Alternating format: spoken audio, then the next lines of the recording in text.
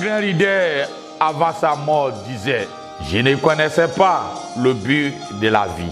Un autre grand leader disait à ses disciples, cherche la vérité. Un autre grand leader de la masse disait à ses fidèles, avant sa mort, je ne suis pas le chemin. Mais Jésus a dit, je suis le chemin, la vérité et la vie. Nul ne vient au Père que par moi. Bien-aimés, je vous salue par le précieux nom de notre Seigneur Jésus-Christ. Que la paix et la grâce de Dieu soient à votre partage.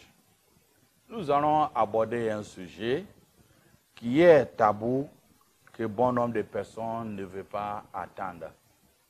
Quel est l'enterrement accepté par Dieu? Ou quel funérail est accepté par Dieu, le créateur de tout univers? L'enterrement est l'action d'enterrer un mort ou de lui donner une sépulture ou une tombe. Les funérailles et les obsèques sont des mots qui désignent les différentes cérémonies qui accompagnent un enterrement.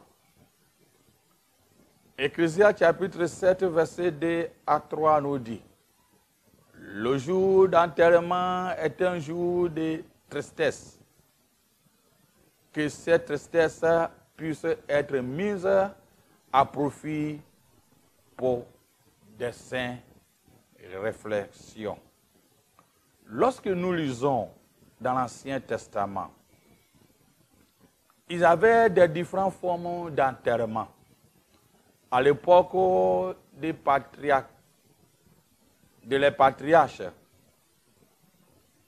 les membres d'une famille étaient tous enterrés dans la même tombe. Creuser des sépultures correctives, des tombes correctives, des hypogées creusées dans le roc, le roc, c'est-à-dire les tombeaux souterrains, ou des grottes naturelles. Il y avait des gens comme Sarah, Abraham, Isaac, Rebecca, Jacob. Les patriarches ont été enterrés d'une manière que je viens de citer. Et c'est lié aussi à des deuils. Durant ces périodes, les gens pleurent et déchirent les vêtements et revêtirent des vêtements faits d'une toile grossière, toile des sacs, qu'on appelle simplement des sacs. Lorsque nous voyons Genèse chapitre 37, verset 34, au IIe siècle avant Jésus-Christ, le deuil s'observait par le rasage de la tête, de la barbe, les incisions sur le corps, déchirer les vêtements et porter un sac, lancer de la poussière en l'air et se rouler dans des cendres, pleurer et lamenter. La loi de Moïse interdisait certaines de ces pratiques. Les règles, généralement, est que le corps ou le cadavre, y compris ceux des criminels pendus, étaient rapidement enterrés. Lorsque nous lisons Deutéronome chapitre 21, verset 22, les tombes se trouvent en dehors de la vie, comme partout dans l'Antiquité. Des monuments étaient rédigés en guise de mémorial, voire même de Samuel chapitre 18, verset 18. À travers des siècles, La plupart des chrétiens ont souhaité être enterrés après leur mort selon une cérémonie qui annonce le message de la résurrection de Jésus-Christ. Cette cérémonie, avec des diverses rites et traditions, est connue sous le nom enterrement chrétien. L'expression enterrement chrétien n'est même pas dans la Bible. La Bible ne donne pas l'instruction quant à ce que nous devons faire. Qu'est-ce que nous devons faire de notre corps après la mort? Le type d'enterrement ou le mode d'enterrement le plus connu à cette époque consiste à enterrer les morts dans des tombeaux au-dessus du sol pour ceux qui avaient les moyens ou sous terre pour les autres. À l'époque du Nouveau Testament, c'est pourquoi notre Seigneur Jésus, qui n'avait pas de biens terrestres, était enterré dans une tombe empruntée. Lorsque nous lisons Matthieu chapitre 27, versets 57 à 60. Il y avait d'autres modes d'enterrement aujourd'hui. Notamment, il y a ce qu'on appelle la crémation. La crémation, bien que moins traditionnelle que l'enterrement engagé, cet enterrement est engagé en popularité. La crémation ou l'incinération consiste à brûler le corps du défunt dans un four qu'on appelle crématorium, ou à traiter le corps ou en le brûlant comme un déchet, et on donne et réduit et on donne le sang du corps à un défunt, à celui qui est concerné. D'autre part, d'incinération ou crémation, ce qui existe beaucoup en Asie, même les pays occidentaux, même en Afrique, compte tenu des différentes sortes d'immigration, ces pratiques aussi existent. Est-ce que c'est biblique ou pas? Quelle fait partie de cet enterrement? Pour certains, ils donnent des raisons. Eux, ils évoquent des raisons qui sont économiques, avec l'idée que l'incinération ou la crémation est moins coûteux par rapport à une inhumation normale qui est traditionnellement connue que nous faisons. Pas de tombe à entretenir en cas de disparaître de quelqu'un. Pas de tombe à entretenir. On prend que le cendre et on disperse, d'autres dispersent dans les eaux, ou d'autres mettent une petite dans une bouteille et ils gardent même dans les armoires en mémoire de ceux qui sont, celui qui est mort. La crémation ou incinération permet d'être plus flexible selon certains, ce qui n'est point et non pas négligeable pour d'autres. Pourquoi? Il est possible de réaliser une cérémonie après la crémation. Il n'y a pas de délai imposé concernant la tombe ou la terre que la famille vient d'acheter. Alors, il préférait la crémation ou incinération qui est moins coûteux par rapport à l'enterrement traditionnel. Est-ce que c'est biblique ou pas? Bien que la crémation ou incinération ne soit pas les modes, ne soit pas un mode funéraire, répandu même en Israël, ne sont pas un mode funéraire répandu en Israël, ni prédominant même dans le Moyen-Orient. L'archéologie atteste que cette pratique existait à son temps en Syrie ou exceptionnellement dans la région Mésopotamie. Traditionnellement, la crémation est interdite par le judaïsme. La crémation, brûler le corps, est interdite par le judaïsme. Les Juifs refusent le procédé, la crémation. Mais lorsque, il dit, parce que la parole de Dieu nous dit dans Genèse 3, verset 19, c'est par la sueur de ton visage que tu mangeras du pain, jusqu'à ce que tu retournes dans la terre, d'où tu as été pris. Car tu es poussière, et tu retourneras dans la poussière. Le verset peut laisser supposer que l'homme doit être inhumé, la poussière étant assimilée à l'église, à partir par laquelle a été façonné d'Adam. Mais la poussière peut aussi bien être interprétée comme de la poussière de la terre ou de la poussière du feu, c'est-à-dire le cendre. Les Israélites de l'Ancien Testament ne brûlent pas les morts. La crémation était uniquement un acte de justice divine.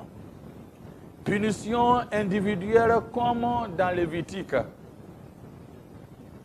est considérée comme un acte de punition, une justice divine que Dieu donne. Lisons Lévitique chapitre 20, verset 14, il dit ceci. Si un homme prend pour femme la fille et la mère, c'est un crime. On les brûle au feu, lui et elle, afin que ces crimes n'existent pas au milieu de vous. Punition corrective comme dans les Genèse chapitre 19, verset 24. Alors l'Éternel fit pleuvoir du ciel sur Sodome et sur Gomorrhe, le souffle et le feu de la part de l'Éternel. Donc la crémation est biblique. La première mention réelle vue dans la Bible est dans 1 Samuel chapitre 31, verset 11 à 13, où il s'agit le roi Saül et ses fils brûlés, puis alors les os enterrés après que les terribles ravages étaient infligés à leur corps. Mais cela a été fait pour des raisons sanitaires plutôt que religieuses, sinon certains. Lisons ensemble verset 11 de 1 Samuel chapitre 31 qui dit « Lorsque les habitants de Jabès en Galade apprirent comment les Philistins avaient traité Saül, tous les vaillants hommes s'élèvent et après avoir marché toutes les nuits, il arrachait des murs de Beth-Shan, le cadavre de Saül et ceux de ses fils. Puis il revient à Jabès, où il les brûle. Il prit les eaux et les enterre sous le tamaric à Jabès. Il gêne 7 jours pour ce qui est arrivé à Saül. De nombreuses interprétations ont été données à propos de cette incinération de Saül. Si pour les uns, brûler les dépouilles avait pour le but d'éviter une éventuelle défavorisation, dévoration par des animaux, au fait de brûler le corps, est pour éviter une éventuelle dévoration par des animaux cassinières ou une profanation supplémentaire des Philistins. Alors, il fallait brûler le corps. Pour les autres, il s'agit d'une purification qui aurait pour objectif de redonner sa dignité à la dépouille royale. Si il était dégradé, on suppose donc de lire ces passages de la manière suivante. Les habitants de Jabez brûlent le corps car il commençait à se décomposer. Et ils ne voudraient pas enterrer avec des vers, ce qui est considéré comme non honorable. Donc, en brûlant le corps, ils ne voudraient pas que, comme le corps est décomposé, ils enterrent le corps de Saül et ses fils avec des vers, ce qui n'est pas sain et honorable. Donc, ils préféraient brûler le corps. Paul nous dit dans 1 Corinthiens chapitre 15, verset 42 à 43 en disant ceci. Nous avons en effet que si cette tente où nous habitons, c'est-à-dire le corps où nous habitons sur la terre est détruit, nous avons dans le ciel un édifice qui est l'ouvrage de Dieu, une demeure éternelle qui n'est pas été faite de mains d'hommes. C'est 2 Corinthiens chapitre 5, verset 1 que nous venons de lire. Dans chapitre 15, verset 42 à 43 aussi dit ceci. Ainsi n'est-il de la résurrection des morts. Le corps est semé corruptible, il ressuscite incorruptible. Il est semé méprisable et ressuscite glorieux. Il est semé infime, il ressuscite en pleine force. La méthode d'élimination d'un corps est moins importante que le véritable spirituel qui motive la cérémonie d'enterrement chrétien. Je répète, peu importe ce qui, soit par crémation, soit par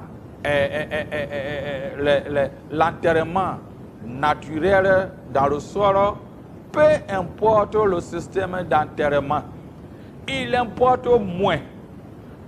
Ce qui importe est les véritables ou les vérités spirituelles qui motivent la cérémonie d'enterrement. Que le corps n'est plus la demeure de la personne décédée. Paul décrit nos corps comme des tentes, c'est-à-dire des demeures temporelles.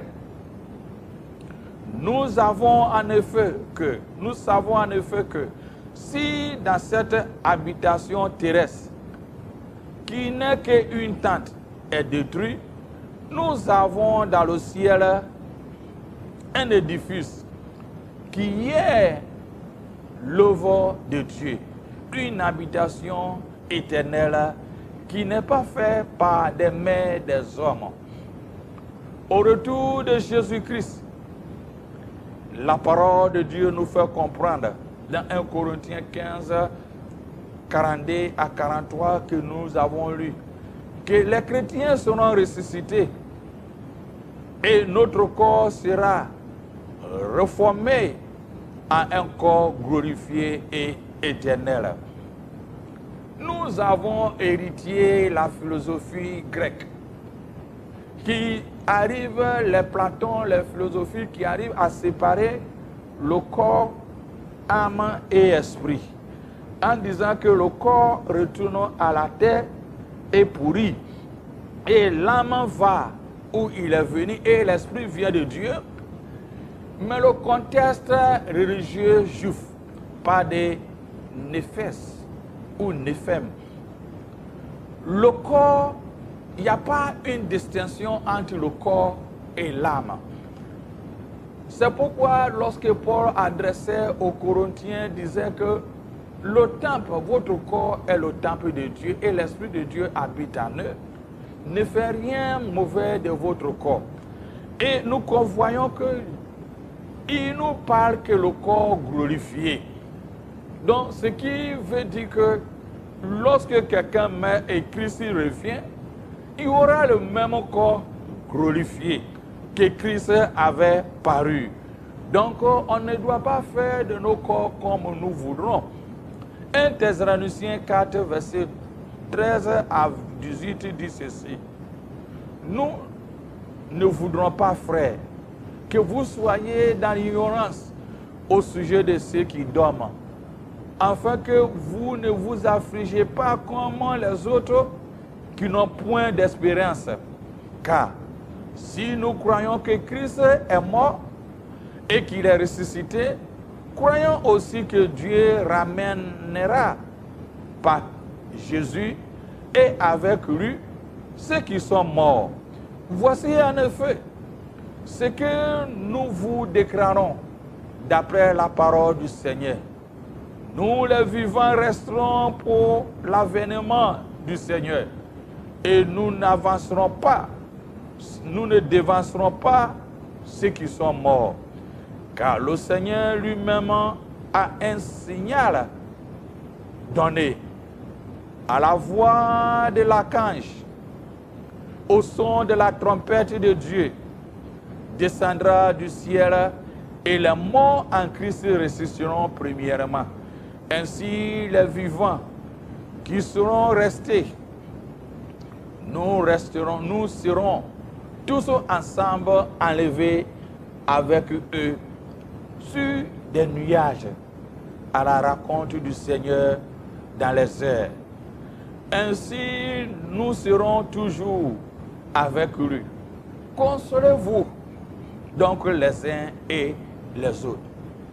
Le modèle d'enterrement soit par creuser des tombes correctives, soit par hypogée, creuser dans les rocs, soit par dans les grottes, soit par des cavernes naturelles, soit retourner dans la poussière, soit par crémation ou incinération, soit par accident en avion, ou soit par dans l'eau, où le corps n'est pas identifié, soit enterré avec accompagnement des plaies ou des déchirements du corps, avec des objets tranchants. Importe peu pour un chrétien, importe peu. Ce qui importe est que au retour de Jésus, les chrétiens seront ressuscités et notre corps sera transformé en un corps glorifié et éternel. Ne se laisse pas tromper. Les gens croient que quand tu meurs et on achète des pasteurs ou on fait venir des pasteurs, des prêtres, des bishops et des prophètes pour venir faire d'enterrement pompeux, veut dire que tu vas au ciel. Je me moque. Ce qui importe est que quelle vie tu as menée sur cette terre avant que Dieu t'appelle et ton temps finit sur cette terre. Il y a des gens qui sont mocasinés en avion, on n'a pas pu les identifier. D'autres dans les eaux, d'autres par des guerres, d'autres par des tremblements. Peu importe l'enterrement, peu importe quelle situation, ce qui importe est quelle vie tu as menée ici-bas et quelle vie tu amènes pour qu'un jour à l'autre. Ce n'est pas la fratrie qu'au jour où on viendra le funérail, ce que tu n'as pas fait, on doit inventer pour dire tu as fait. On n'a jamais dit un cadavre, il est mauvais. On honore et c'est normal. Mais ce qui importe est que quelle vie tu as menée ici-bas pour que le jour du Seigneur, tu puisses être ressuscité. Et que ton corps sera transformé en un corps glorieux et éternel. La position chrétienne traditionnelle sur ces questions se fonde sur la parole d'apôtre Paul. Dans le chapitre 15 de 1 Corinthiens, qui nous fait comprendre, elle voit dans l'acte d'ensevelissement en terre du croyant le symbole des grains plantés en terre qui reprennent vie au retour du Seigneur. C'est très important pour toi et moi. Or, réduire le corps mort en cendres et dispersé ne tient pas compte de cette symbolique d'enterrement. Peu importe, on doit laisser les polémiques comment la personne est enterrée. Ce qui importe est comment la personne a vécu sa vie avec Jésus ici-bas. Avec Jésus ici-bas. Je conclue en disant ceci. Paul nous dit dans Philippiens chapitre 2, versets 12 à 16 en disant ceci. Ainsi, mes bien-aimés, comme vous avez toujours obéi, travaillez à votre salut avec tremblement. Et tremblement. Travaillez à votre salut avec des craintes et tremblement. Non seulement comme à ma présence, c'est-à-dire non seulement à la présence de tes parents ou de tes pasteurs ou de tes prêtres ou ceux qui te connaissent, mais plus, mais bien plus encore, maintenant que je suis absent. Car c'est Dieu qui produit en vous le vouloir et le fait, selon le bon plaisir. Faites toutes choses sans murmure ni hésitation, afin que vous soyez irréprochables et purs, des enfants de Dieu irréprochables, au milieu des générations perverses et corrompues, parmi lesquelles vous brillez comme des flambeaux dans un monde portant la parole de vie. Je pourrais me glorifier au jour de Christ de n'avoir pas couru en vain ni travaillé en vain. Travailler à votre salut signifie mettre en pratique votre foi en Jésus, marcher comme les disciples de Christ, dignes à son nom.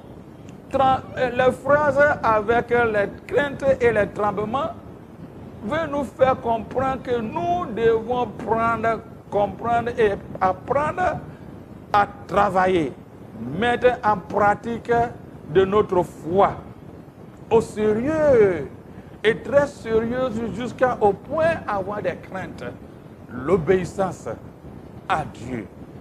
Laissez les polémiques ou chercher des millions d'argent pour un enterrement, un obstacle quelconque. On peut le faire, mais ne vous endettez pas. Ce qui est plus important, nous devons honorer un corps. Nous devons honorer un cadavre, parce que c'est le dernier demeure. Mais ce qui importe pour un homme de Dieu, un serviteur de Dieu, est que ce n'est pas au fait que les familles viennent te donner de l'argent pour venir bénir le cadavre. Ce qui est important est que comment la personne a travaillé sa vie ici, ne laisse pas tromper. Ce n'est pas les cercueils de corbeaux, les cercueils en avion, les cercueils de comment on appelle, des limousines, les cercueils de peu importe. Ce n'est pas ça qui est important. Ce qui est important, quelle vie tu as menée à Christ, avec Dieu et la relation. Que le Seigneur t'aide et y m'aide à réfléchir la manière où nous vivons. La manière où nous vivons. C'est ça qui est plus important. Ce n'est pas comment à cotiser pour que le jour de notre enterrement, on aura des obstacles très pompeuses. Non. Mais quelle vie que tu amènes. C'est ça qui importe pour le Seigneur. Que Dieu t'aide et Dieu m'aide à réfléchir au moment où Dieu nous donne l'occasion à continuer à vivre, à travailler de mieux en mieux et en notre foi. Un grand leader, avant sa mort, disait « Je ne connaissais pas le but de la vie ». Un autre grand leader disait à ses disciples « Cherche la vérité ». Un autre grand leader de la masse disait à ses fidèles « Avant sa mort, je ne suis pas le chemin. » Mais Jésus a dit « Je suis le chemin, la vérité et la vie. Nul ne vient au Père que par moi. »